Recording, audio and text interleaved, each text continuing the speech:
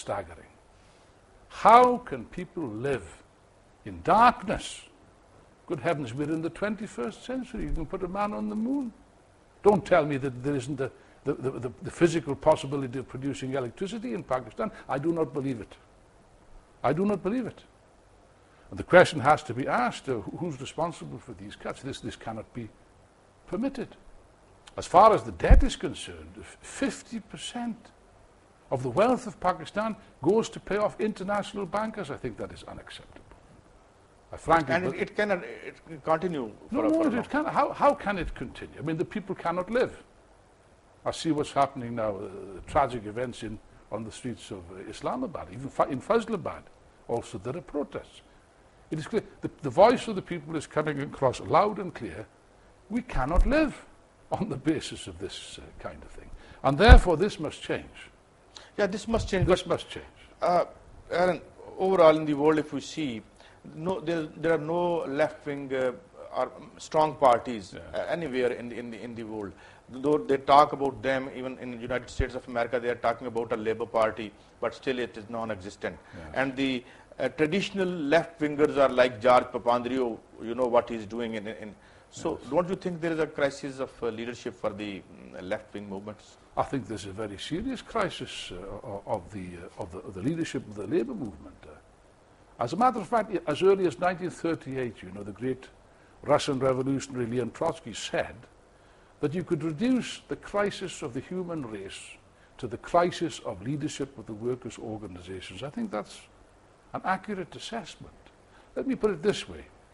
In Pakistan, the PPP was set up in 68, 69, wasn't it, on the basis of socialism, of nationalizing the means of production under workers' control. Now, if the PPP were to carry out its program, I don't think there'd be any problem. The problem is, if they don't carry out that program, if they act in the interest of the rich and the powerful and the Americans and so on, then we have a very serious situation indeed. But I would just say this.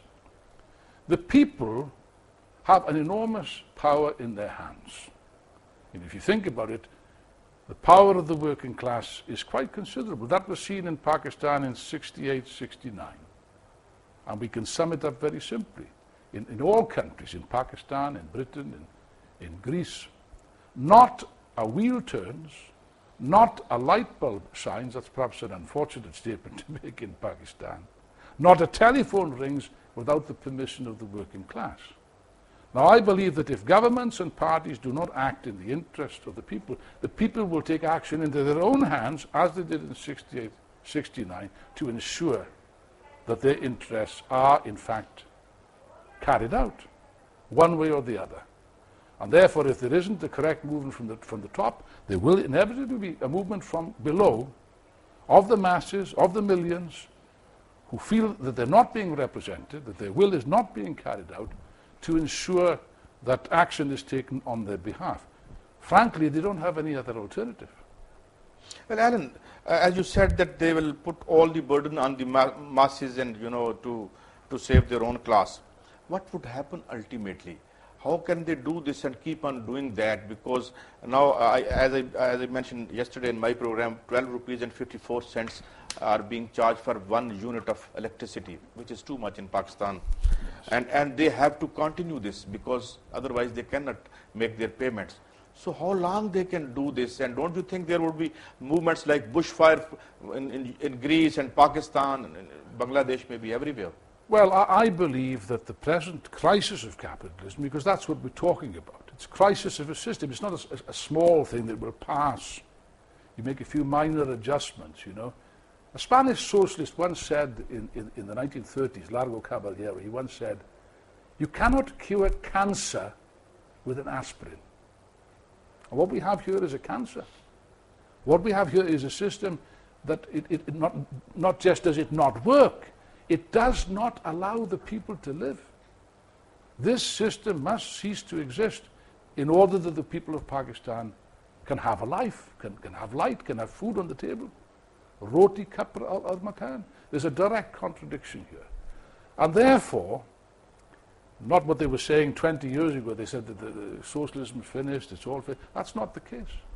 On the contrary, What we have now is a finished recipe for an explosion of the class struggle in every single country in the world.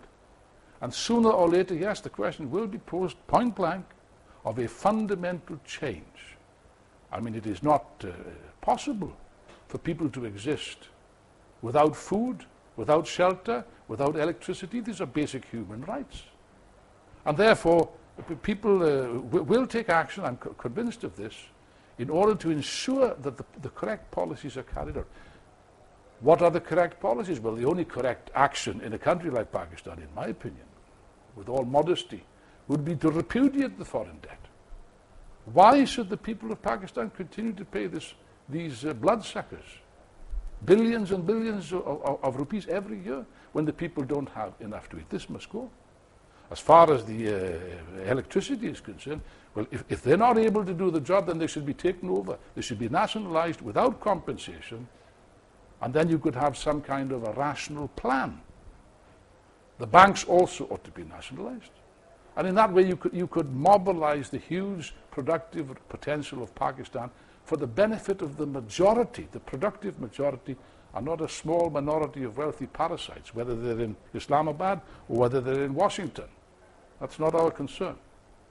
Alan, you now plan to go to Venezuela maybe in April, if I'm not wrong. Yes. So what are your plans there? Would you see Mr. Chavez, and would you do something about this Fifth International over there? Well, certainly I intend to go as part of a delegation of the international Marxist tendency, which I represent.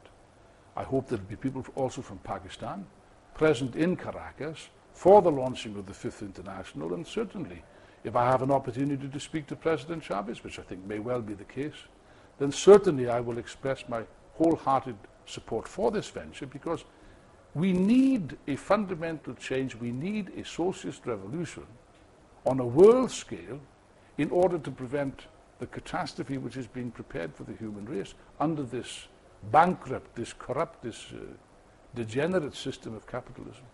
A word on another country, Bolivia. You know, the Evo Morales, he very silently and quietly has even gone far beyond than Chavez. And I was seeing a piece the other day in one of the newspapers that said he simply turned around in 4 years, and everybody is going to schools, the kids, and he is also paying to the general people over there.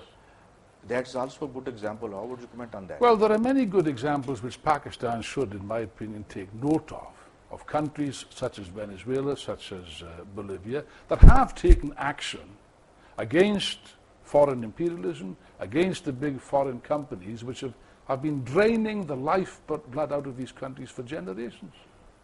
For 200 years, they've been systematically plundered and robbed and so on. Eventually, governments have come to power which have said, now look, this has got to stop. And therefore, I think that's the road to follow. I think it could go a lot further, but that's another matter. Aaron, each time when I read Financial Times or Economist, as you refer to them, they say, okay, just we are out of it, and it has turned around and all that. Do you think naturally the recession has to end somewhere? If it ends in some foreseeable future, can they again build on this, on the bones of the people who are paying for this? Well, the capitalist system has been around for a long time, 200 years to be precise. And if you look at history, it always moves in booms and slumps.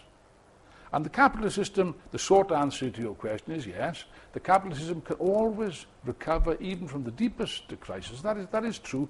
Yes, but it doesn't tell me very much. That's not saying very much. What we need to know is by what means they will get out of this crisis, and who will pay the bill for this.